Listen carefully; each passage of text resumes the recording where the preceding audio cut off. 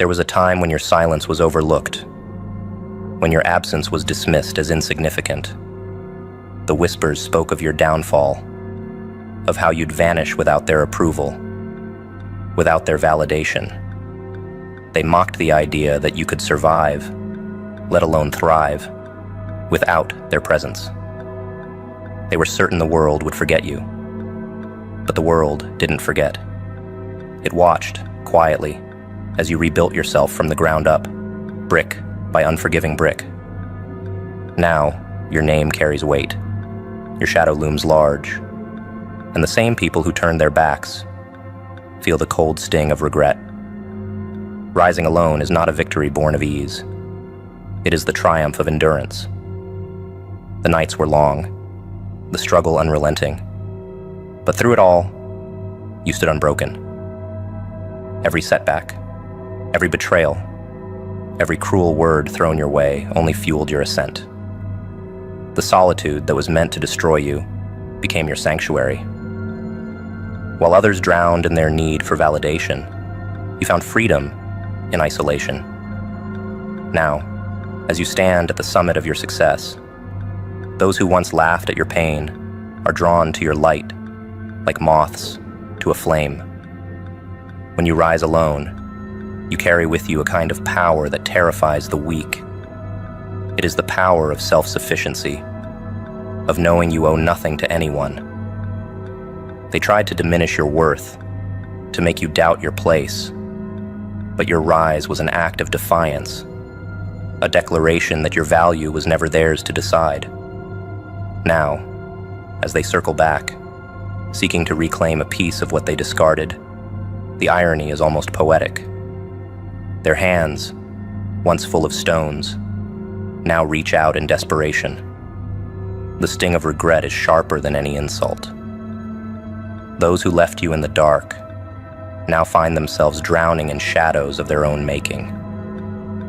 They thought your isolation would break you, but instead, it fortified you. Their betrayal was your catalyst, their doubts, the very fire that forged your strength. And now, as they look at you, standing tall, untouchable, they are haunted by the realization that they never understood your worth until it was far beyond their reach. Returning to the ones who abandoned you is a temptation for the weak, but not for you. Your rise was born of solitude, of the harsh lessons learned in the absence of those who should have stood by your side. Accepting them back would be an admission of dependence, a betrayal of the very strength you've built. The same doors they closed in your face now swing open, but you have no need to walk through them. Their world no longer holds anything you desire. The faces of those who return are painted with forced smiles, their voices thick with insincerity. They speak of unity, of reconciliation, as though the wounds they inflicted could be so easily forgotten. But your memory is long, your scars, a reminder of the battles fought and won alone. Forgiveness is not weakness, but neither is it a gift to be handed freely. Let them beg. Let them stumble over their words.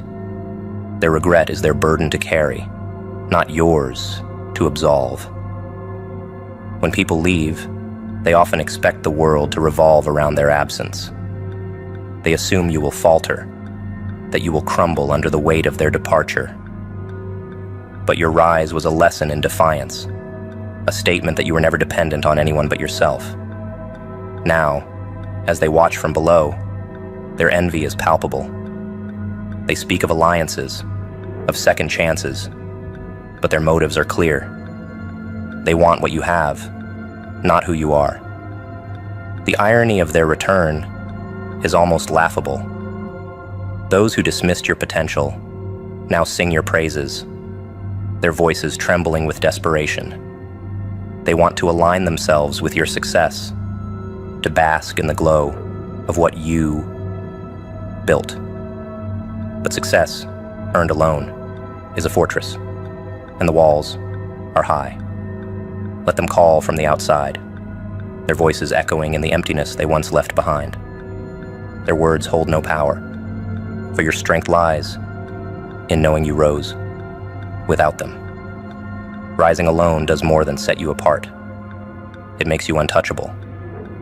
Your journey, forged in isolation, has rendered you immune to the manipulations of those who once sought to tear you down. They return, not out of love, but out of fear.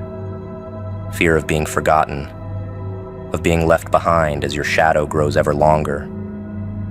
Their return is a testament to your power, a silent admission of their failure to break you. They want back what they discarded, but all they can do now is watch.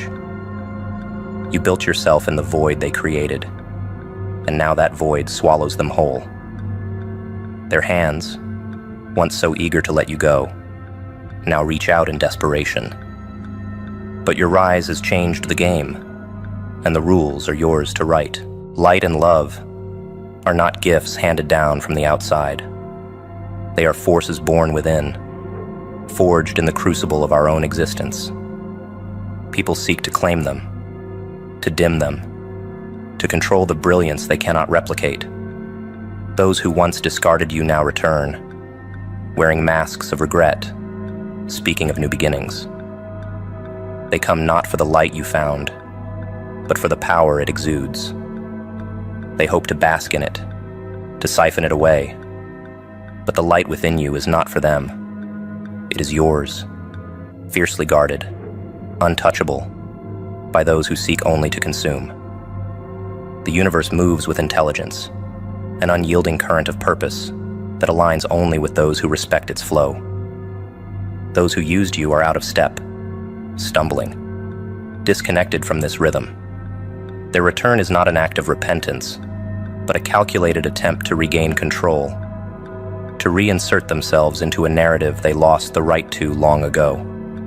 They see your light now, the strength of what you've become, and mistake it for something they can wield.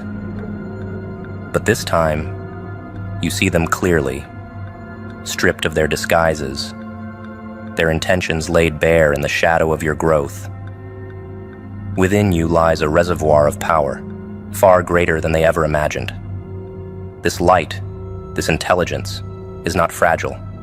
It is feral, wild, a force that cannot be tamed by the hands that tried to break it. They speak of love now, of unity, hoping their words will disarm you. But love, real love, does not take. It gives. It supports. It strengthens. What they offer is not love, but control dressed in false sincerity. Let them choke on their pretense. The love you carry within you is not something they can touch. Cycles are the most dangerous traps, and they thrive on repetition. Those who once drained you will try again, circling back with promises of change. They seek to pull you into the same patterns, to rewind the clock to a time when they held the power. But you are no longer the person they remember. The light within you has burned away those old ties, leaving no room for their manipulations.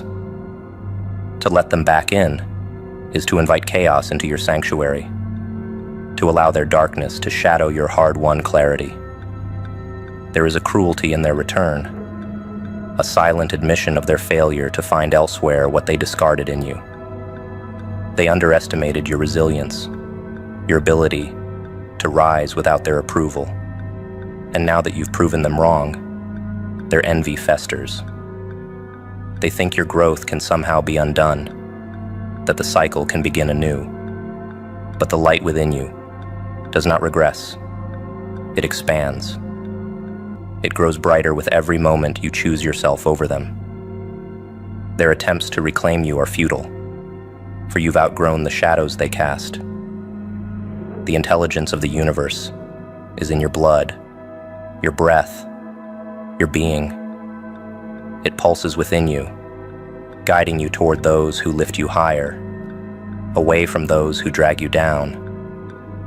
People who used you once will always try to return, for they see your light, not as something sacred, but as something useful. They want to repeat the cycle because they cannot create their own light, cannot sustain themselves without dimming yours. But you've learned now. You've learned to guard your energy, to let the universe guide you toward what aligns with your soul, not what drains it. Love is the purest force, but it is also the most misunderstood. People often confuse love with possession, with the need to control, to keep someone under their thumb. The love within you does not conform to those definitions. It is free, fierce, a fire that cannot be extinguished by the hands of the undeserving. Those who used you will never understand this kind of love, for it exists beyond their comprehension. They only know how to take. But your light was never theirs to take in the first place. People will always return to the source of what they lack, but that does not mean you are obligated to receive them. The light you carry is not a revolving door for those who failed to appreciate it. It is a force to be cherished, protected, shared only with those who respect it. The universe is vast, filled with those who will see your worth without needing to be convinced. Let those who underestimated you find their own way in the dark, for your path is lit with the brilliance they could never match. You rose alone, and now the world sees you for what you are: a force, a light, an unstoppable presence. Those who abandoned you want back what they lost, but their regret is not your burden to carry. Let them want. Let them linger in their longing, for their cycle of need is their prison. The light within you is yours, a beacon that guides you forward, untethered to their return. Toxic people only change their victims, never themselves. Remember that. Toxicity is a disease of the soul, a sickness that masquerades as strength. Those who carry it spread it like wildfire, moving from one victim to the next, leaving scars and ashes in their wake. They latch onto your energy, feeding on your spirit like parasites, taking all they can while giving nothing in return. But the one thing they never do is change. Their patterns remain the same, their games predictable, their damage inevitable. They don't evolve, they infect. They are drawn to light, not to bask in it, but to extinguish it. When toxic people enter your life, they rewrite your story in their own image. Their words are designed to make you doubt yourself. Their actions calculated to make you question your worth. They break you down piece by piece, not because of who you are, but because of who they are not. Their emptiness is a void they try to fill with the energy of others, and those who allow them in are left drained, unrecognizable. But the irony is that even when they succeed in breaking someone, it changes nothing for them. They remain hollow, searching for their next target. Toxic people are creatures of habit. They repeat the same cycles, the same manipulations, the same destruction, over and over again. Each new victim is a mirror they hope will reflect something different, something better. But mirrors only show what stands before them, and no matter how many they shatter, the reflection never changes.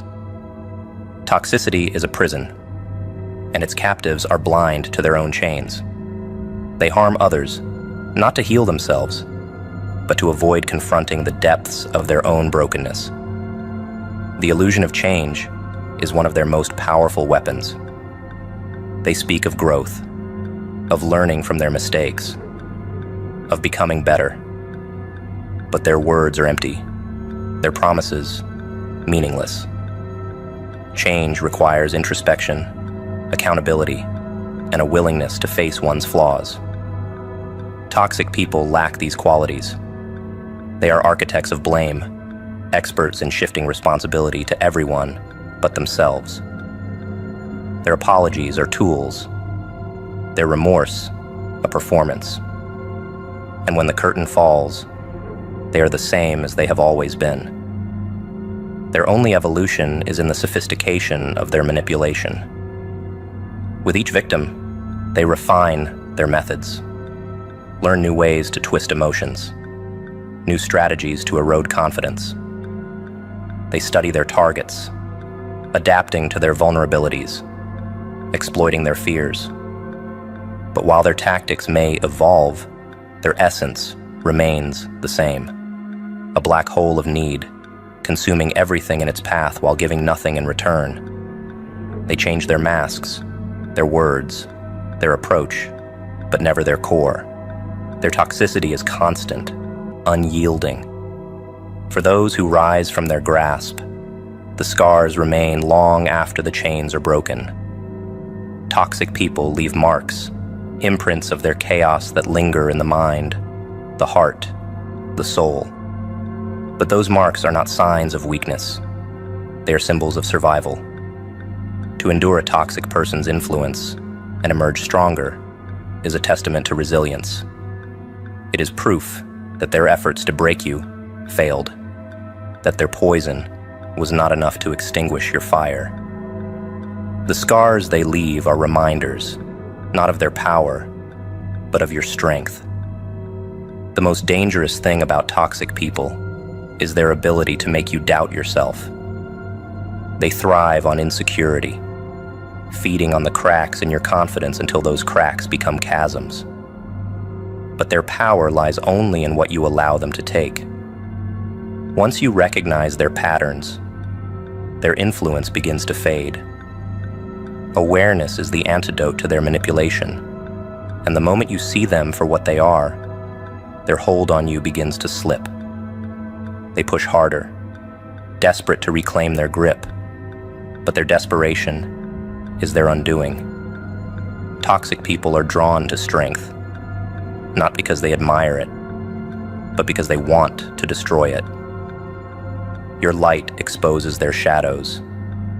Your confidence highlights their insecurity. They attack what they cannot be, seeking to bring it down to their level. But strength that has endured their storm becomes unshakable. Their attempts to return to your life are not acts of love or regret. They are acts of desperation, an effort to reclaim the power they once had over you. They want you back, not because they've changed, but because they cannot stand to see you thrive without them. The cycle of toxicity is one they hope to repeat, but you hold the power to break it. They only return to those who allow them back in, who mistake their false promises for genuine remorse. But you've learned now. You've seen their games, felt their poison, and risen above it. To let them back in is to reopen old wounds, to give them another chance to harm you. But you are no longer the person they once knew. Your strength, your growth, your light, it all stands as a barrier they can no longer breach. There are those whose existence is consumed by shadow, not because the world has denied them light, but because they have chosen to dwell in their own darkness. They crave the warmth of your fire, the brilliance of your glow, but not to bask in it. No, they come with the intent to destroy, to watch your light flicker and fade, if only to fill their void with the briefest spark. Their darkness demands sacrifices, and they have no hesitation in offering you up to it. You've felt their touch before, the cold hand of their chaos, reaching for your peace. And yet they circle back, hoping to repeat what once was. The familiar has a seductive pull. Those who seek to re-enter your life know this well. Their faces, their voices, their memories. They carry with them the comfort of what was, even if what was nearly destroyed you. They whisper of change, of reconciliation. But their words are laced with the same darkness that burned you before. It's tempting, isn't it? To believe in the lie of familiarity, to think that perhaps this time will be different. But familiarity is the sharpest blade, one that cuts deep because it knows exactly where to strike. Growth demands distance. Those who burned you once will do so again, not because they hate you, but because they cannot bear the light you carry. Their darkness blinds them, twists their intentions into acts of destruction. To let them back in is to invite the chaos you've fought so hard to escape. Your growth is fragile, delicate, a plant reaching toward the sun after a storm. Letting them back in is like opening the door to that storm once more, knowing full well it seeks to uproot you. They speak of change, but their darkness remains. They promise a new beginning, but their shadows loom just as large. People who live in darkness do not change. They adapt. They find new ways to dim your light, to weave themselves into your life under the guise of something new. But beneath the surface, they are the same. Their darkness is not a temporary state. It is their nature. Letting them back in is not just a risk. It's a betrayal of everything you've built, everything you've fought to protect. The human mind craves what it knows. Even the toxic can feel like home when you've lived with it long enough. They know this, and they play to it, using your memories as keys to unlock doors you've worked so hard to close. But the past is a trap, a web spun to catch you in its threads. Growth means stepping forward, not backward. And those who burned you before are nothing but anchors to the life you've left behind.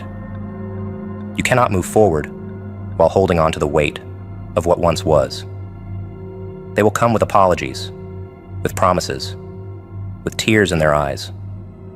They will paint themselves as victims, as souls who've seen the error of their ways. But their tears are crocodile tears. Their apologies empty gestures designed to lower your defenses. Their goal is not to make amends, but to regain access, to return to the place they once held in your life. They don't miss you. They miss the power they had over you. Let them cry. Let them beg.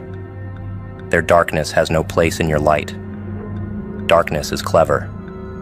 It knows how to disguise itself, how to twist your own kindness against you. They will remind you of the good times, the laughter, the moments that felt real. But those moments were the bait, not the bond. The fire they brought into your life was never meant to warm you, only to burn. Their return is not a second chance. It is a continuation of the same cycle, a cycle you broke when you chose to rise alone. Let their darkness remain where it belongs, outside the walls you've built. Your light is your own. It was not given to you by those who hurt you, and it cannot be taken by their return. But to guard it requires vigilance, a refusal to let the familiar dictate your choices. Growth is uncomfortable. It demands sacrifices, hard decisions, and a willingness to say no. Saying no to those who burned you once is not cruelty. It is survival. It is the ultimate act of self-respect, a declaration that your light will not be dimmed for the comfort of those who thrive in shadow. They will always want back what they cannot have: your growth, your light, your strength. It terrifies them because it reminds them of what they lack. Their darkness is their prison.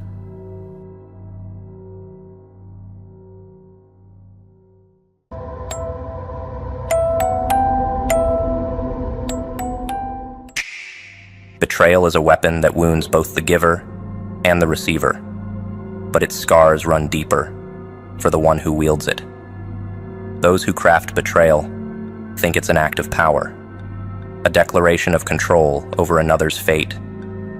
Yet betrayal is a boomerang, circling back with precision, slicing through the illusions of victory they once celebrated. Every treachery writes a chapter in the betrayer's story, a tale that will end in darkness. The act of betrayal isn't just a single choice. It's a fracture of the soul. With every lie told, with every trust shattered, the betrayer loses a piece of themselves. It's a slow erosion, like water wearing down stone. They might bask in the fleeting satisfaction of their deceit, but beneath the surface, guilt festers, and regret waits to pounce. The clock ticks, and their mask begins to slip. Betrayal builds its own prison, brick by brick. The walls are made of paranoia, as the betrayer constantly looks over their shoulder, waiting for the retribution they know is inevitable. They trust no one, not even themselves, because they understand the weight of betrayal. How can a mind rest when it knows its actions have sown seeds of vengeance? There's no sanctuary for the betrayer, no safe haven to escape the ghosts of their deeds. Betrayal doesn't die, it lingers, haunting the corners of their existence. It shows up in unexpected moments. A friend's glance, a lover's words, a stranger's stare, reminding them of the choices they made and the trust they destroyed. The world becomes a mirror reflecting their own treachery. Betrayal is a debt that demands payment. No amount of denial can erase the weight of that demand. They may try to bury the evidence, erase the memories, rewrite the narrative, but the consequences are always waiting, patient and persistent. The betrayer doesn't just lose the people they've wronged. They lose their peace, their freedom, their humanity. The mark of betrayal is indelible. It brands the soul of the one who commits it, a scar that no apology can erase. They might convince themselves that time will heal the wounds, but time is no ally to the betrayer. Time reveals, time magnifies, time punishes. The longer they wait, the heavier the burden becomes, until it crushes them under its weight. Betrayal poisons everything it touches. The betrayer's relationships become strained, their connections hollow, their lives devoid of authenticity. They become actors in their own lives, playing roles to mask the emptiness inside. The love they seek becomes elusive.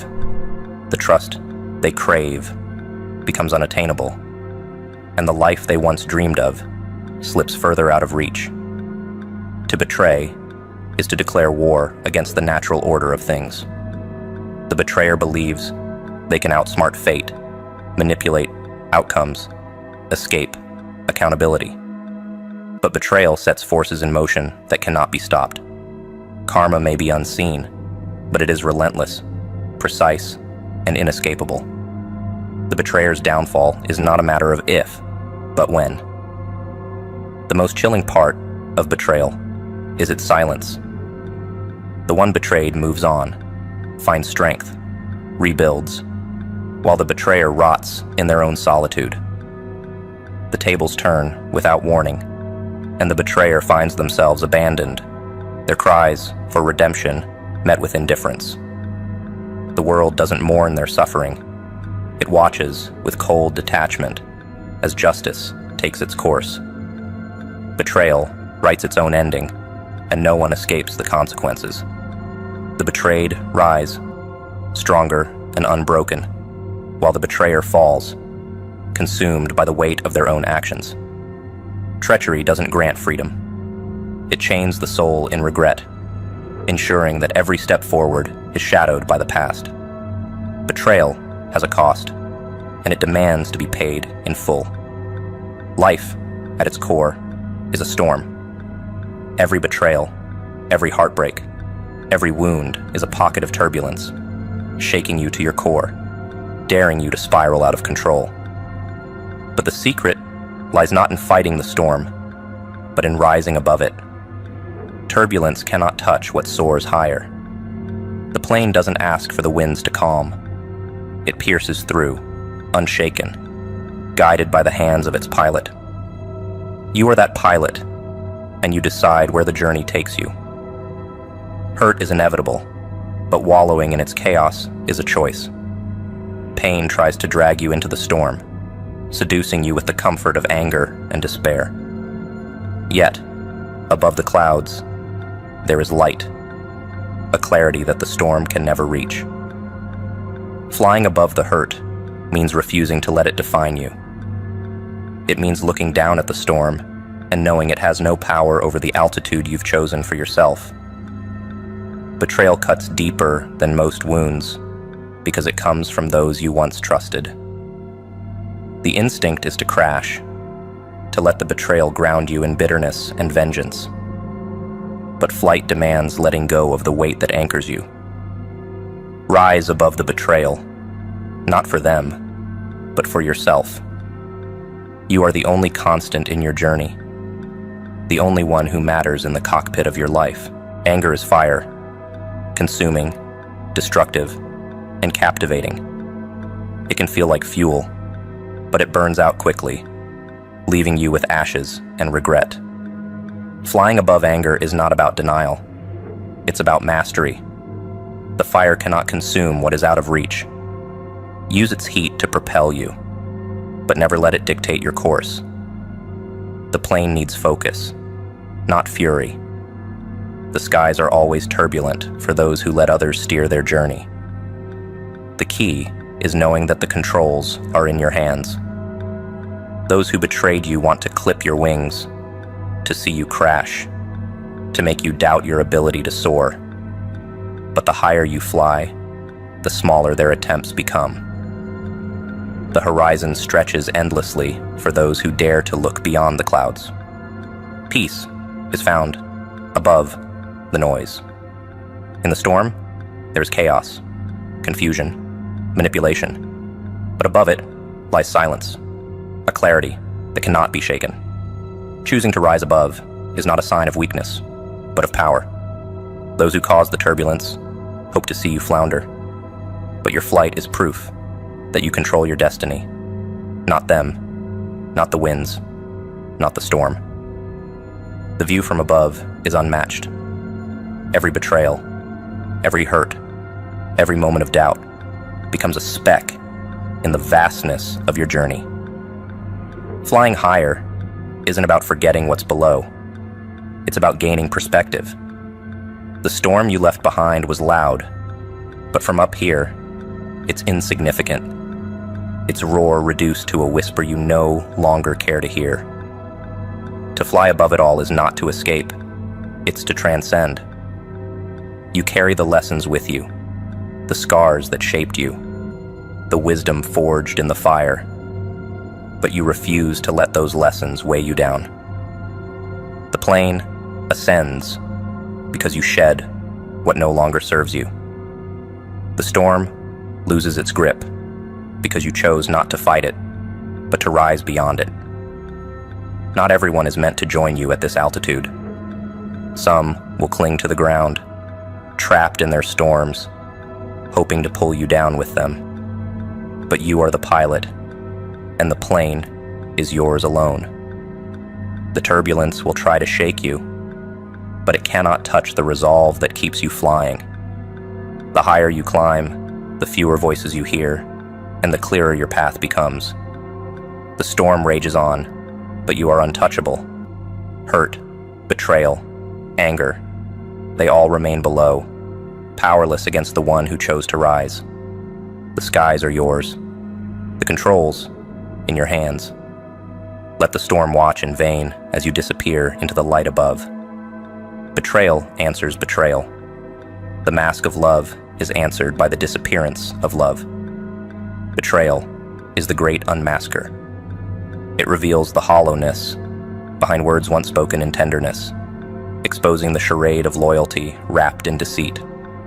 Love, when used as a weapon, does not wound lightly. It eviscerates. But here's the irony. Love doesn't shatter when betrayed. It vanishes. What was warm and embracing turns cold and unforgiving, and the absence left behind is more haunting than the betrayal itself. When love departs, it takes with it all the illusions that sustained the bond. The betrayer often underestimates the void they create. They expect a fight, a plea for reconciliation, but what they face is silence, an emptiness that echoes their actions back to them. Betrayal does not destroy love. It erases it, leaving only memories that sting and shadows that remind. Betrayal feeds on love's vulnerability. The mask of affection, when removed, reveals a predator that thrives on the trust it has devoured. But every predator meets its reckoning. The betrayed learns to shield themselves, to withdraw the love that once gave the betrayer power. There's no greater vengeance than the absence of what was once freely given. The betrayer is left chasing phantoms of a connection they themselves destroyed. The disappearance of love is not a loss. It is a liberation. Betrayal forces clarity, stripping away pretense, leaving behind the raw, unfiltered truth of what was and what never could be. To walk away, to let love fade, is not weakness. It is reclaiming power, a refusal to let the betrayer dictate the narrative. Every betrayal writes its own eulogy. The love that once existed becomes a ghost, haunting the betrayer, reminding them of what they had and what they lost. The betrayed, however, walks forward unburdened, leaving the ashes of that love behind. What once defined them is now a lesson, a scar, a memory with no grip on the future. Betrayal cannot exist without trust, just as the mask of love cannot exist without a willing participant. But the moment betrayal strikes, the mask shatters and love evaporates. The bond that once seemed unbreakable becomes a cautionary tale, a reminder of the cost of misplaced faith. The absence of love is a mirror for the betrayer. They see not the person they betrayed, but the reflection of their own inadequacies. Love's departure leaves a void that no amount of excuses or justifications can fill. The betrayed moves forward. The betrayer stagnates, trapped in the shadow of their own actions. The mask of love, when torn away, reveals not just the betrayer's face, but their soul, empty, desperate, devoid of light. The disappearance of love is the price paid for betrayal, and it is a debt that accrues interest. The betrayer learns too late that love, once gone, never returns. Betrayal teaches the betrayed resilience, clarity, and the strength to move forward unencumbered. The disappearance of love is not an end, but a beginning. It is a cleansing, a release, a step toward something better, something untouchable by deceit. And in the absence of love, the betrayed finds their own worth, untethered from the wounds inflicted. The vanishing of love leaves no room for second chances. Betrayal answers betrayal, and the betrayer is left with nothing but the weight of their actions. In law, a man is guilty when he violates the rights of others. In ethics, he is guilty if he only thinks of doing so. Intent is the birthplace of every betrayal. Before the blade of action strikes, the thought is forged in the dark corners of the mind. The law punishes what is seen, but ethics condemns what festers in silence. A man who entertains treachery in his thoughts has already sown the seeds of guilt long before his actions bear their poisoned fruit. Guilt begins where morality whispers its warnings. The line between thought and deed is thin, but it exists, dividing those who simply think of harm from those who commit it. Yet, in that moment of consideration, a betrayal against oneself occurs. To think of violating another is to breach one's own integrity, to crack the foundation of one's character. A man who plots betrayal in his mind believes himself untouchable. He imagines his thoughts are his own, safe from judgment. But the mind is not a fortress. It leaks intentions through subtle words, through glances, through actions too calculated to be innocent. The guilty mind betrays itself long before it harms others. There is no absolution in thought alone. To dwell on betrayal is to poison the well from which all actions flow. The man who toys with unethical thoughts believes he can contain them, that they will remain ideas, intangible and harmless. But thoughts grow roots, and those roots will crack the strongest of facades.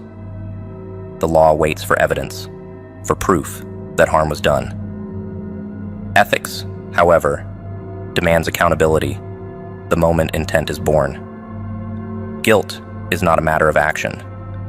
It is the willingness to disregard another's dignity for one's own gain. The betrayer is condemned, not when he acts, but when he chooses to consider betrayal an option. Ethical guilt is a shadow that lingers, unseen, but ever present.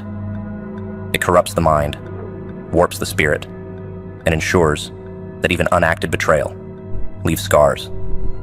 The man who allows treachery into his thoughts is forever haunted by what could have been, by the person he might have become had he acted differently. To betray in thought is to deny the humanity of another, to strip them of their inherent worth in the quiet chambers of one's mind. It is a crime that leaves no visible evidence, but stains the soul irreparably. The man who considers betrayal is as guilty as the man who wields the dagger, for both have chosen to abandon their moral compass.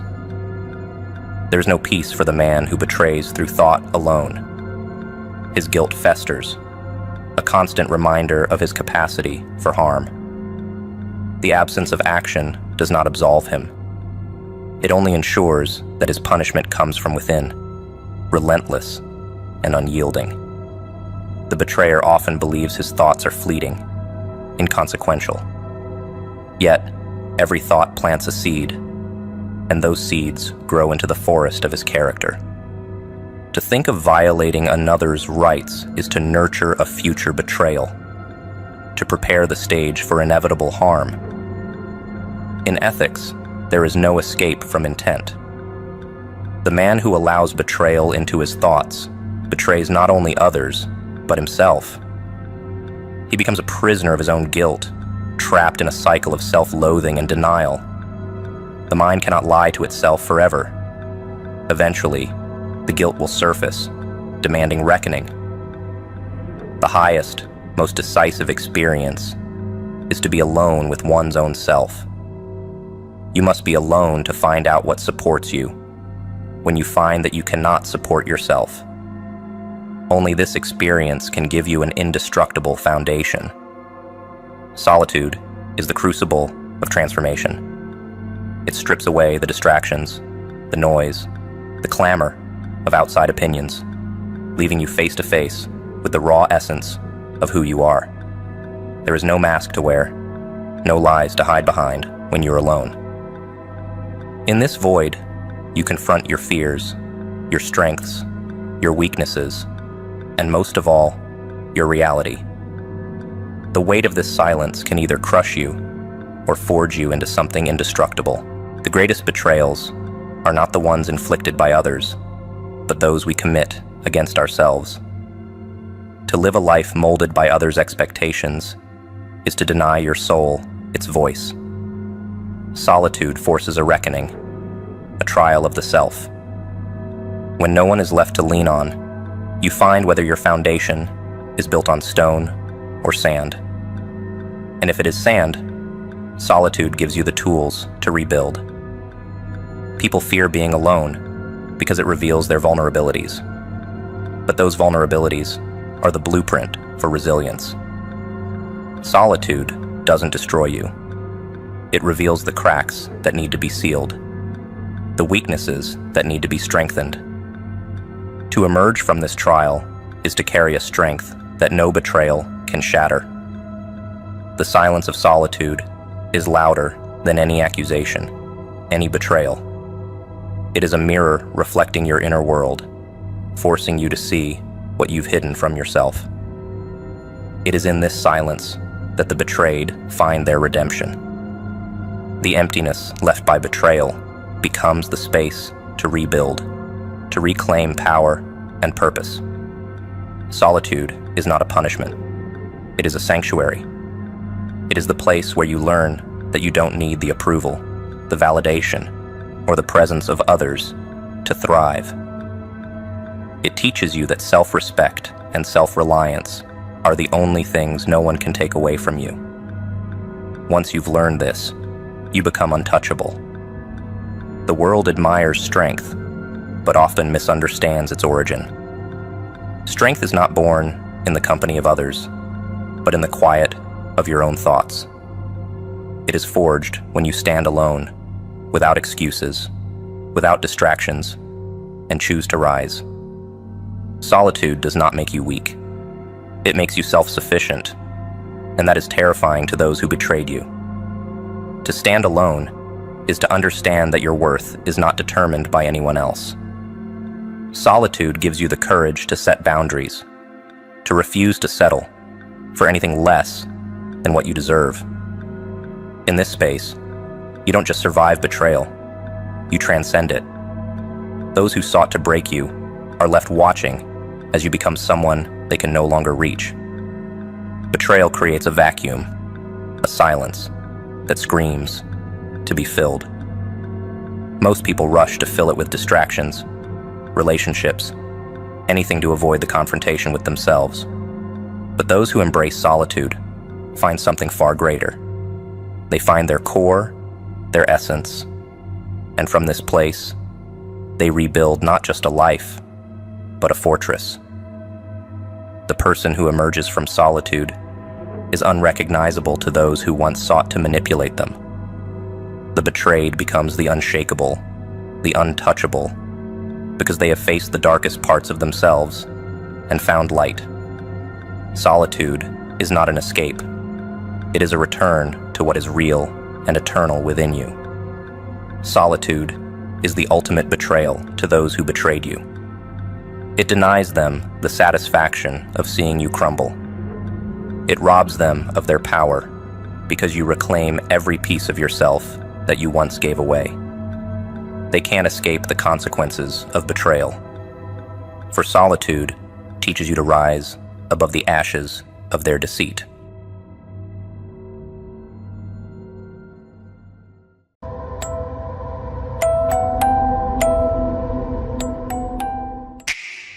Walking away is an art form, one that few master. The sound of your footsteps fading into the distance leaves a silence more deafening than any argument ever could. You didn't slam doors or scream. There was no dramatic flourish to your exit. No, your departure was quiet, a ghostly whisper that echoed louder in their minds than any declaration. What they never expected was the void left behind. It hangs heavy, a crushing emptiness where your presence used to be. You walked away, and that absence became a wound, festering in the hearts of those who never imagined they'd lose you. People who once underestimated your worth are now haunted by your absence. The spaces you filled, the conversations you owned, the laughter that belonged to you, all of it is now a void. What was taken for granted has become a painful memory, a specter that lingers with no promise of returning. They thought they'd be fine, that your exit wouldn't leave a mark. But people only realize the value of what's lost when it's gone forever. Your departure shattered illusions, left cracks in the walls of their carefully constructed world. Now they sit in the silence, breaking under the weight of your absence. There's a delicious irony in watching those who pushed you away now struggle in the aftermath. Once, they believed they had the upper hand, felt secure in the knowledge that you'd always be around. But you knew your power. You knew that leaving would be the final move, the checkmate in a game they never even realized you were playing. Walking away wasn't an act of surrender. It was the ultimate statement. You chose not to fight, not to prove your worth. You chose to leave, to let your absence speak louder than your presence ever could. When someone strong walks away, the entire world shifts. There is no greater blow than the loss of someone who once held everything together, who gave meaning to mundane moments. They didn't see it coming. The shock of it lingers, a bitter aftertaste they can't shake. Your exit was a silent earthquake, leaving devastation that words can't mend. Those left behind stumble in the ruins, trying to piece together what went wrong, replaying every moment, every word, in an endless loop of regret. The realization is slow, but it cuts deep. You were irreplaceable, and now you're gone. Watching them try to recover is like observing a pathetic theater of desperation. They attempt to rebuild, to move on, but nothing fits the way it used to. The puzzle is incomplete, and every missing piece is a reminder of you. They speak your name in hushed tones, afraid that saying it out loud might summon the past. But you are beyond their reach now, beyond their apologies and their too-late realizations. Walking away was your final act, a ghost story they'll never escape. They thought they could live without you. Now they're shattered. And you never looked back. Leaving wasn't an act of cruelty. It was an act of self-preservation. You saved yourself from a place where your value was questioned, where your kindness was mistaken for weakness. People often confuse loyalty with obligation, expecting you to stay even when your spirit screams for freedom. But you listened to that inner voice, the one that told you to walk away. There is no shame in leaving what no longer serves you, no guilt in choosing your own peace over their chaos. You walked away, and the echo of that decision reverberates through the lives of those who once tried to cage you. The strongest lesson you ever taught was in your silence. Words can be forgotten, arguments can be dismissed, but silence is eternal. It haunts, it echoes, it cannot be reasoned away. You left a void that no one can fill, a presence that lingers in every room, every memory. People spend their whole lives trying to make an impact, to be remembered. But your absence became your legacy, a haunting presence that stays with them, reminding them of the cost of underestimating someone who had the strength to leave. Regret is a slow poison. It seeps into the mind, twisting memories, tainting every happy moment with the bitterness of what could have been. The worst part of losing you is that there's no way to turn back time, no way to undo the past. People wish for second chances, but you've closed that chapter. They learn too late that pride and ego mean nothing when faced with the reality of loss. You walked away, and with that single act, you shattered their illusions, made them question everything they thought they knew. You didn't walk away to teach a lesson, but a lesson was taught nonetheless. Strength isn't always loud. Sometimes it's the quiet departure, the refusal to engage, the silent acknowledgement of your own worth. Walking away was a declaration of self-love, a message that needed no explanation. And now, as the dust settles, those who thought you'd return are left with the ruins of their own making. Attachment is the great fabricator of illusions. Reality can be attained only by someone who is detached. Attachment blinds, warps the senses, and clouds judgment. It whispers sweet lies, draping the world in fantasies that seduce the mind into believing in permanence, in forever. But reality is a blade that cuts through such illusions, and those who cling too tightly to what is fleeting find themselves bleeding from self-inflicted wounds. Detachment is liberation, a state of understanding that nothing is truly owned, that everything is borrowed, temporary. Only the detached can see clearly, untainted by the poison of false hope or the fear of inevitable loss. Those who remain tethered to illusions suffer most when reality strikes. Detachment is a villainous art, one that requires a heart of iron and a mind of steel. It isn't coldness, but wisdom, a knowledge that everything, every person, every place will eventually slip away. The detached see the world for what it is, a theater of impermanence, a stage where actors come and go, playing roles that never last. Attachment binds the soul in chains, makes one a slave to the outcomes of others, to the whims of fate. But those who let go, who embrace detachment, walk freely, untouchable by the petty strings that control lesser beings. The illusion of attachment is that it offers comfort, security, a sense of belonging. But comfort is often a cage in disguise, a prison built from fear and false promises. People cling to relationships, to material things, to dreams that will inevitably decay.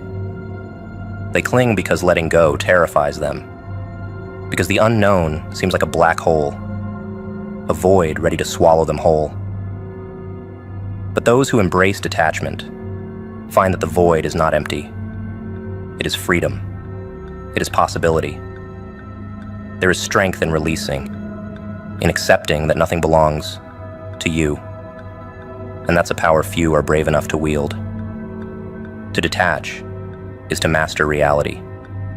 It is to rip away the veil that attachment creates, to see things as they are, not as you wish them to be. The detached are not heartless. They simply understand that life's beauty lies in its impermanence. There's a thrill, a dark delight, in knowing that nothing lasts forever, that every moment is a fleeting gift rather than an owed promise. While others fight and cry to hold on to the illusion, the detached walk away, free from the chains that others willingly wear. They have nothing to lose because they understand that nothing was ever truly theirs. People hate those who have mastered detachment. It terrifies them. This idea of someone who cannot be controlled by love, by fear, by desire. The detached become enigmas, forces of nature that cannot be swayed. They watch the world burn without flinching, walk away from what others would die to protect, and that makes them dangerous. Attachment is a weapon that most use to control and to be controlled. But when that weapon has no effect, when it shatters uselessly against an iron will, there is nothing left to do but tremble in the face of such untouchable power. There is a purity to detachment, a raw clarity that those who live in illusions can never understand. It is a state of being that cannot be bought or forced, only earned through suffering and self-mastery. When someone walks away without looking back, without regret or longing, it creates a ripple of fear in those who remain bound by their illusions. They wonder how it is possible to care so little, to be so free. But the detached are not empty. They are full of the knowledge that life is transitory, that everything ends. They are not immune to pain, but they are no longer ruled by it. Attachment feeds on the need for validation. on the hope that something outside oneself can bring lasting fulfillment. Detachment destroys that illusion, teaches the hard lesson that nothing external can fill the void. It is a villainous enlightenment, one that grants strength but robs innocence. The world wants people to believe in forever, to think that holding on is heroic, but detachment is the true act of bravery. It is choosing to face reality, to accept loss without being consumed by it, to love without being enslaved by love. It is a silent rebellion against a world obsessed with ownership. Walking away with detachment is an act of power, a statement that nothing can hold you. People fall apart at the idea of losing, but the detached understand that loss is just a part of life's dark poetry. They do not flinch, do not waver. They move forward, eyes unclouded, spirits unbroken. This kind of strength doesn't need to boast or threaten. It simply exists, a quiet storm that others cannot comprehend. While attachment breeds desperation, detachment births something infinitely more powerful: the ability to choose, to be deliberate, to never be a slave to emotions or circumstances. The world will never understand those who are truly free. It romanticizes attachment, paints it as noble, as beautiful. Your heart must become a sea of love. Your mind must become a river of detachment. A heart filled with love is a force, vast and relentless, like a sea that never ends. Love can be a strength, a weapon, a promise. But even the deepest love must not entangle the mind. Love flows freely, embraces all, yet knows when to release. To wield love and not be ensnared by it is the ultimate power, an art few understand. Your heart may be full, but your mind must stay like a river, always moving, never stagnant. It learns to let go, to accept change, to carry away what no longer belongs. Together, this creates a balance that is both beautiful and terrifying. Love without detachment becomes a prison, a suffocating tide that pulls you under. When the heart overpowers the mind, emotions take control, chaining you to expectations, fears, and desires that poison the soul. But a mind that knows detachment remains fluid, adapting, never clinging to illusions or false hopes. It understands that love must never become obsession, that giving doesn't mean surrendering. In this way, you become a paradox, a heart that loves deeply, and a mind that holds nothing. The world won't understand how you can be both, and that's where your power lies. To master this duality is to become invincible. People think love makes you weak, makes you vulnerable, but when paired with detachment, it is the opposite. Your heart gives endlessly, yet your mind never traps itself in the need to receive. The balance is a dance, a razor's edge, a villainous grace that others envy but fear. They cannot comprehend how you can love yet walk away when needed, how you can give your all but remain unbound. This mastery leaves them bewildered, shattered by the enigma that is your soul. Love flows, attachment drowns. You've learned the difference. The sea of love in your heart must be vast enough to forgive, but never blind enough to forget. Love, in its purest form, is unconditional, but the river of your mind knows when to carry betrayal and disappointment far away. It refuses to let pain settle, refuses to let sorrow become a permanent resident. Detachment doesn't mean a lack of feeling. It means knowing that feelings are waves, always in motion, never still. This understanding makes you feared. You love, but you are not ruled. You feel, but you are never consumed. You know when to let go. Others become slaves to their emotions. unable to separate love from possession, desire from control. But you have learned that holding on too tightly poisons what is most beautiful. Your heart loves fiercely, but your mind releases easily. This confuses those who only know love as a chain, a binding force. They see your ability to detach as coldness, not understanding that it is wisdom.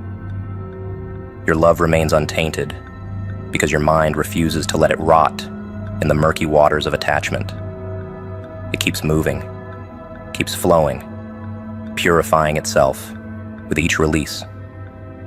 There is a villainous joy in knowing your heart can be a sea and your mind a river. People expect love to be a weakness, a vulnerability to exploit. But for you, love is strength, and detachment is armor. They try to hurt you, thinking your love will trap you, that your emotions will chain you to them.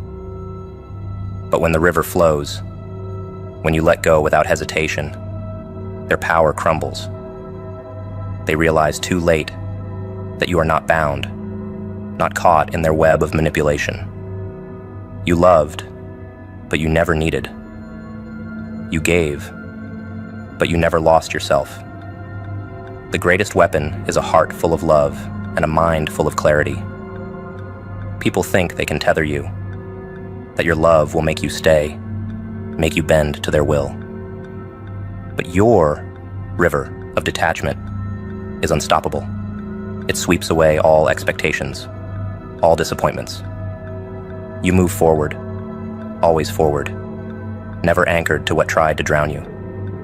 It is a dark, beautiful thing to witness. Love that does not break, that cannot be used or corrupted.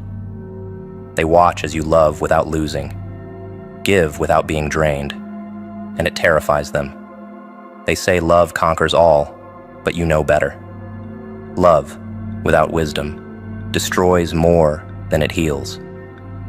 Your heart must be vast, but your mind must be vigilant. Together, they create an empire of strength that no betrayal, no disappointment can bring down. You remain whole, undamaged, even when the world throws its worst at you.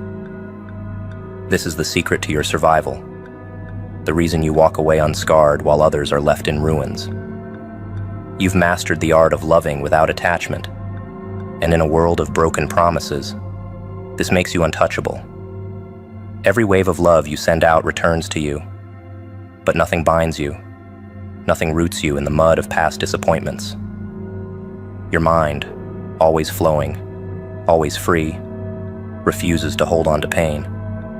It's a villainous power, a godlike ability to be both compassionate and ruthless, loving and detached. This duality keeps you invincible, a riddle no one can solve. They watch, unable to understand how you give so much yet never feel empty. But the secret lies in your detachment, in your refusal to let love become a trap. You remain, always, your own. Walking away became your art form, a silent act of self-preservation. While they clung to what was broken, you chose freedom, chose to flow forward like a river. Their illusions shattered when you left, and all that remains is the echo of what could have been. Release and detach from every person, every circumstance, every condition, and every situation that no longer serves a divine purpose in your life. Life's cycles are merciless, devouring what no longer holds meaning, what has rotted from the inside out. The divine purpose whispers when it's time to let go, and ignoring that whisper leads to stagnation, to decay. To hold on to something out of nostalgia, out of fear, is a self-inflicted curse. Release is not an act of cruelty, but one of brutal mercy, a recognition that clinging to what is dying will only drag you down with it. Everything has its season, and not all seasons are meant to last forever. What once bloomed must wither. What once shined must fade. Detachment is a villainous grace. Letting go is not weakness, but a display of power. A silent declaration that you control what holds a place in your life. People will beg, plead, and curse when they realize you've outgrown them, when they see that their time in your world has expired. They become bitter ghosts, memories that try to haunt you, but you walk on, unbothered. You understand that to make room for new purpose, old burdens must be cast off. You choose freedom over familiarity, evolution over stagnation, and that choice terrifies those who cannot let go. Release every chain that no longer serves you, every obligation that feeds on your soul. Circumstances shift, people change, and situations lose the power they once held. To stay bound to them out of habit is to choose your own imprisonment. Release is an art, a masterful act of self-preservation. Detach from what pulls you under, and you become a force of nature, an unstoppable current that shapes the world to your will.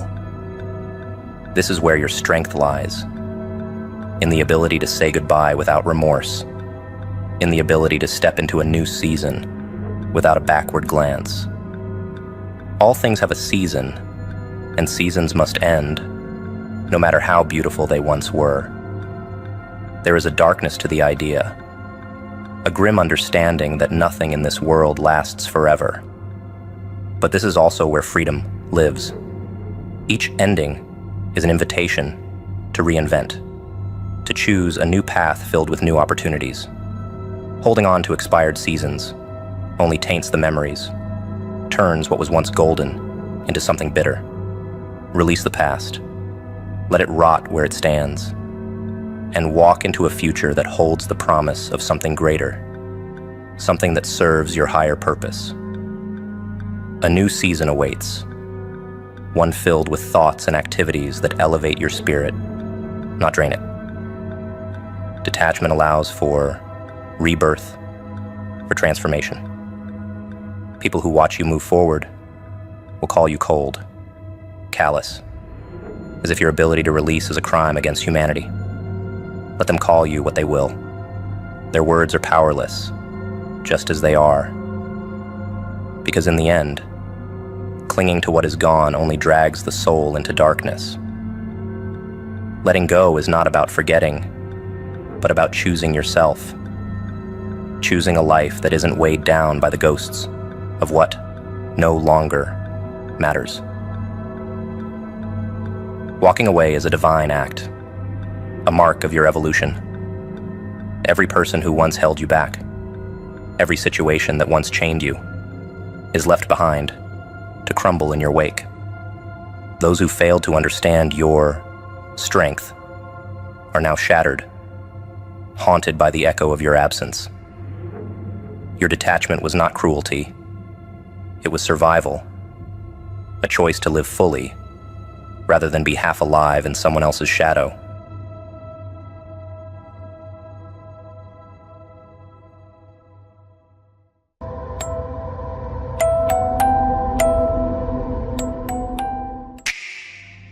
The measure of worth is an illusion, a smoke and mirror trick that fools most into seeking validation in the wrong places.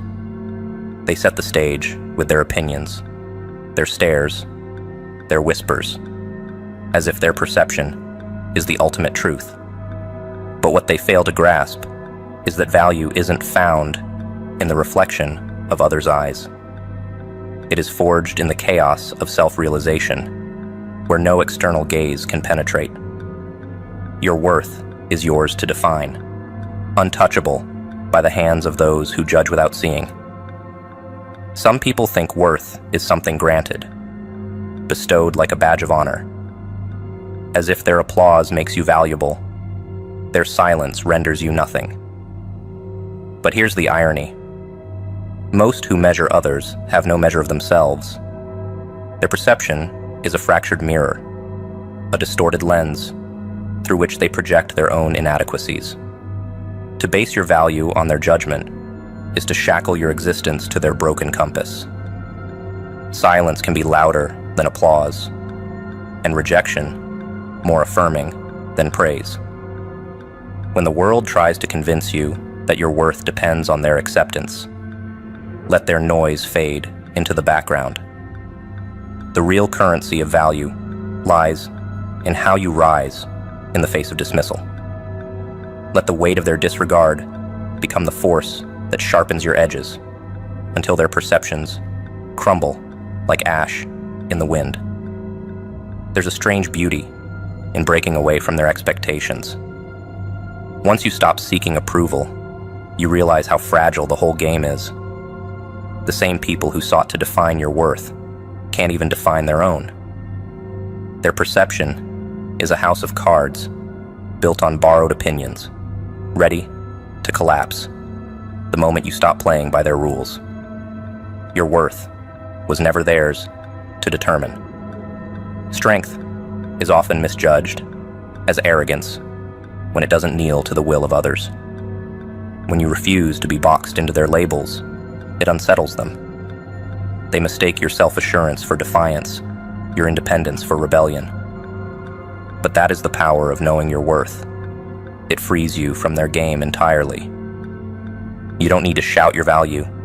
Your silence says enough. In their world, worth is transactional, given and taken based on convenience.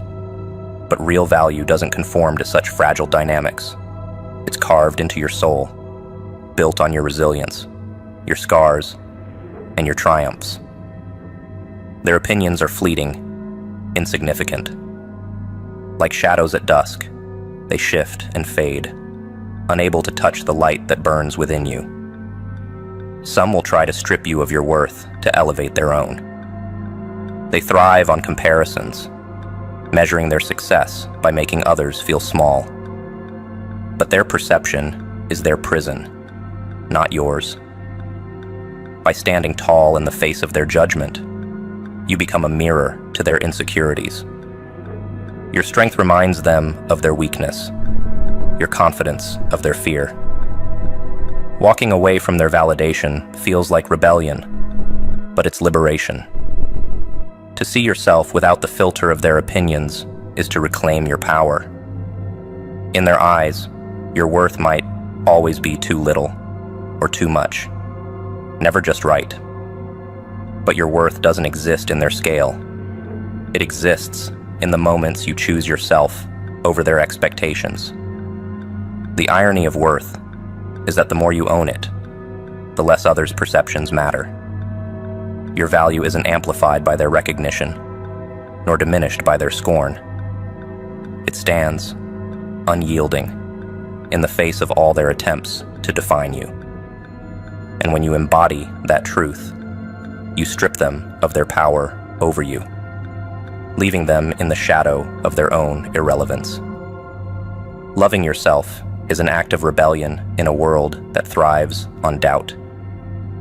It demands a bravery that outshines the superficial courage praised by others. This isn't the bravery of marching into battle or making grand sacrifices. It's the bravery of standing alone in the quiet, unflinching, against the shadows of your own self-doubt.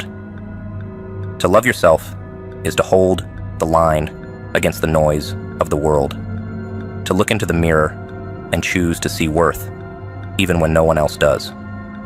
The greatest battles are fought in silence, behind closed doors, away from prying eyes. Loving yourself requires you to be your own ally in these unseen wars. It asks you to stand in defiance of the voices, real or imagined, that whisper inadequacy. When the world dismisses you, when people abandon you, it's your own loyalty to yourself that must remain unshaken. Betray that, and you lose the war before it even begins. There is no applause for self-worth, no trophies for self-love. It's a fire you keep alive in the coldest of storms, a light only you can see. The world rewards those who conform, who bend to its expectations. But the truly free carry their worth like armor, unyielding to the praise or criticism of others. To love yourself is to declare independence from the tyranny of their approval. Believing in your worth is not just a feeling, it's a discipline. It's in the choices you make, the boundaries you set, and the battles you refuse to fight.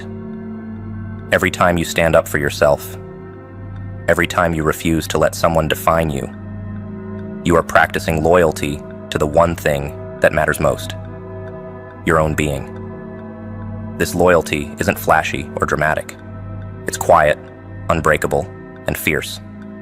Loving yourself means choosing yourself over and over again, even when it feels easier to give in. The world will push you to compromise, to shrink yourself to fit its narrow definitions. But self-love demands that you resist. It requires you to hold on to the invisible thread of your own worth, no matter how frayed it becomes. It's in the act of holding on that your worth becomes unshakable. People are drawn to those who love themselves, not because they want to celebrate them, but because self-love is a power few can fathom. It intimidates those who live for the approval of others, who have never dared to stand alone. To love yourself is to wield a strength that others envy, even as they try to tear it down. But their attempts to break you are futile against the fortress of your self-worth. There will always be those who question your value, who try to make you doubt yourself. But their perception is irrelevant. Loving yourself is not about proving them wrong. It's about knowing you never needed their validation in the first place. Your worth exists independently of their opinions, as untouchable as the stars in the sky. And just like the stars, it burns brightest in the darkest moments. Loving yourself doesn't mean you are perfect. It means you are human, and you embrace that humanity with all its flaws. It's about standing in the wreckage of your mistakes and still choosing to move forward. It's about knowing that your worth is not diminished by failure or rejection.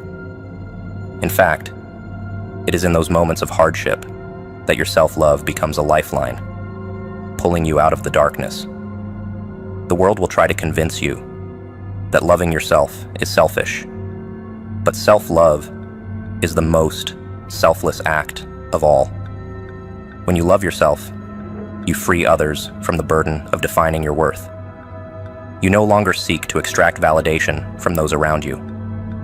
Instead, you become a source of strength, a beacon for others to find their own worth. Self-love is not a shield against the world. It is a light that pierces through it. The deeper you learn to love yourself, the more the universe bends in recognition of your value. This is not some ethereal promise or empty whisper of comfort. It is a law as ruthless as gravity. Love yourself fiercely, and you will alter the orbit of your existence. The universe reflects your worth, not by bending to your will, but by aligning with the power of your self-perception. Every act of love you grant yourself sends out ripples, commanding the unseen forces to shift in acknowledgement. Loving yourself is not an indulgence. It is a revolution. It dismantles the narratives imposed by others, rewriting the story with your own blood and resolve. Each step you take in self-love draws you closer to a version of yourself that cannot be silenced or diminished. The universe has no choice but to bow before the one who refuses to be anything less than what they are meant to be. It's not a gift, it's a demand, and the world will meet it. The depth of your self-love determines the breadth of your power. Those who cannot love themselves are condemned to beg for scraps of affection and significance from others. But when you love yourself deeply, you stop asking for permission to exist. You stop begging to be seen. Instead, you command attention, not through force, but by the gravity of your own presence. The universe has no greater lesson to teach than this. To love yourself is to become undeniable. Loving yourself deeply doesn't mean you won't be tested. It ensures that you will be. Every shadow, every challenge will rise to meet your light, seeking to extinguish it. But the one who loves themselves has already faced the darkest trials within. They have wrestled with their own demons and emerged, not unscarred, but undefeated. And the universe, ever watching, grants them the strength to face the battles ahead, knowing they have chosen to stand. The world has a way of testing those who dare to love themselves. It throws its full weight against them, daring them to falter, to return to the safety of self-loathing. But self-love is not fragile. It is forged in fire. Those who love themselves deeply do not crumble under pressure. They transform it into the fuel that propels them forward. They know that the universe is not kind, but it is fair, and it respects those who respect themselves. To love yourself is to reject the smallness others try to impose upon you. It is to understand that your worth is not something that needs validation. It is an immutable fact. The universe has no patience for those who hesitate, who wait for the world's permission to rise. But it rewards those who love themselves enough to act, to claim their place, and to shine without apology. This is the deal the universe offers, and it is as brutal as it is beautiful. Self-love doesn't eliminate pain. It gives it purpose. The wounds inflicted by others, the scars left behind by betrayal, are not erased by loving yourself. Instead, they become the markings of a battle survived, a testament to your resilience. The universe honors those who turn their pain into power, who refuse to let their wounds define them. Love yourself deeply, and you will find that even the cruelest scars can become your greatest strength. Loving yourself is the ultimate defiance in a world that profits from self-doubt.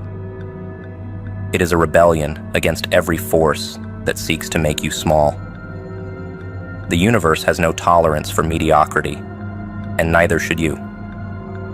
To love yourself is to demand excellence from your own soul, to hold yourself accountable for the greatness that lies within. The deeper your love, the louder the universe answers, amplifying your worth until it cannot be ignored. The universe is not indifferent. It is calculating.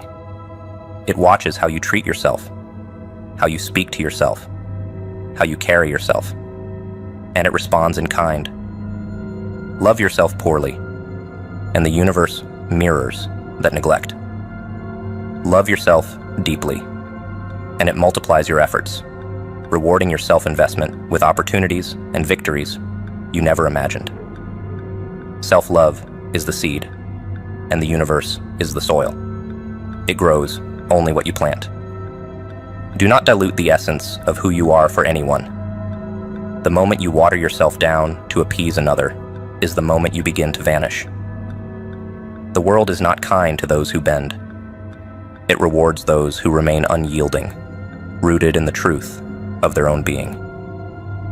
In the endless game of human interaction, the ones who thrive are not those who blend in, but those who stand unapologetically apart. To dilute yourself is to betray the very essence that makes you irreplaceable. There's a unique strength in holding firm to your boundaries, your identity, and your worth.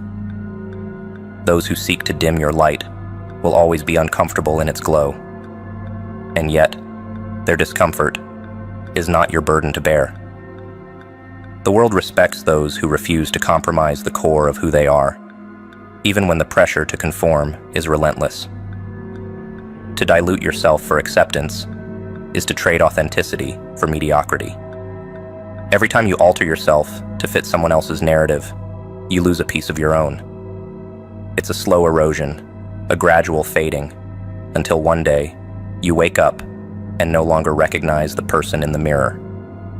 The cost of dilution is far greater than the cost of rejection. Rejection may sting, but at least it leaves you intact. Dilution corrodes the soul, leaving behind a hollow shell of what once was. Refuse to play small for the comfort of others. The ones who matter are not intimidated by your fullness. They are inspired by it. Those who shrink away from your strength are not your people, and their opinions are not your concern. Diluting yourself only attracts those who feed on weakness, who prey on uncertainty. Stand tall, and the world will either rise to meet you or fall away. Either outcome serves your growth. There will always be those who try to make you feel as though you are too much, too bold, too different, too strong. But the problem lies not in your intensity, but in their inability to handle it. The solution is not to diminish yourself, but to surround yourself with those who appreciate your fire. Dilution is a betrayal of the very forces that make you unique, and nothing good comes from betraying yourself. To dilute yourself is to underestimate your own worth. It is to say, I am not enough as I am, and to seek validation through transformation. But worth is not something that can be earned through conformity. It is intrinsic, immutable, and unshakable. The moment you stop diluting yourself to fit someone else's expectations is the moment you reclaim your power. And once reclaimed, power is not easily surrendered again. The world is filled with those who live in half measures, who dilute their dreams, their talents, their very essence to fit into boxes designed by others. But greatness is never found in dilution. It is found in the fullness of being, in the unapologetic embrace of all that you are. Dilution is a slow death. Authenticity is a fierce, unrelenting life. The choice is yours to make. Every act of dilution is an act of fear. Fear of rejection. Fear of judgment. Fear of standing alone. But fear is not a worthy master, and it is certainly not a worthy guide. Let your actions be driven by conviction, not fear. Let your worth be defined by your own standards, not by the expectations of others. To dilute yourself is to surrender to fear. To stand firm is to conquer it. The world does not need more diluted versions of greatness. It needs the raw, unfiltered power of those who dare to be themselves, the ones who refuse to compromise their essence for the fleeting approval of others. To dilute yourself is to betray not just yourself, but also the world that desperately needs your authenticity. Greatness is never found in compromise. It is found in the courage to remain whole. When you choose not to dilute yourself, you send a message to the universe that you are enough as you are, and that you will not apologize for your existence. The universe responds to that kind of conviction. When you reach your breaking point, it's not an end. It's an invitation. A line drawn in the sand by forces unseen, daring you to step over it and never look back. It's the moment when you realize that the weight crushing your soul is not a test of endurance, but a call to revolt. Breaking points are misunderstood. They're not the sign of weakness, but the birth cry of strength that refuses to remain silent any longer. The world doesn't reward the unbroken. It fears those who shatter the chains and make their own rules. The moment you break free, the air tastes different. It's sharper, colder, more alive. The cage you've lived in suddenly seems smaller, ridiculous even, as though you'd outgrown it long ago, but hadn't dared to stretch.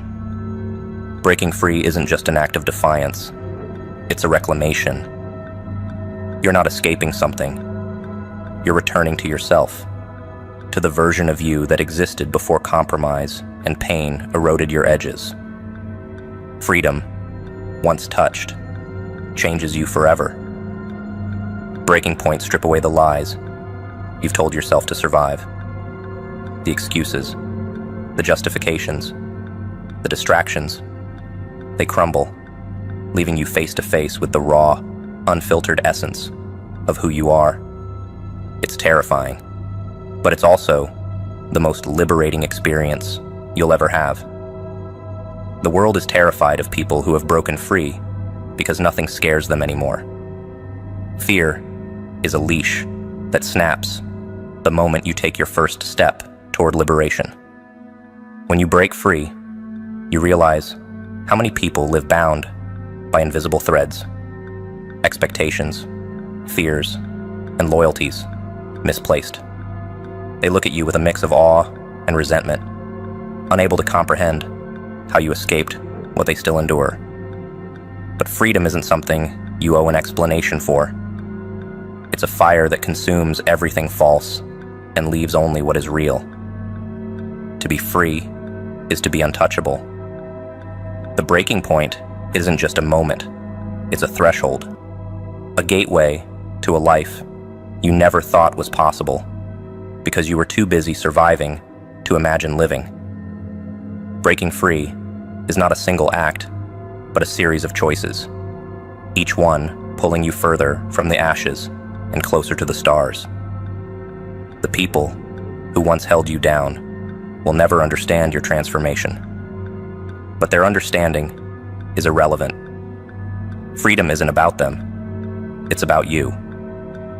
Some will call you ruthless for walking away, for severing ties, for prioritizing yourself above all else.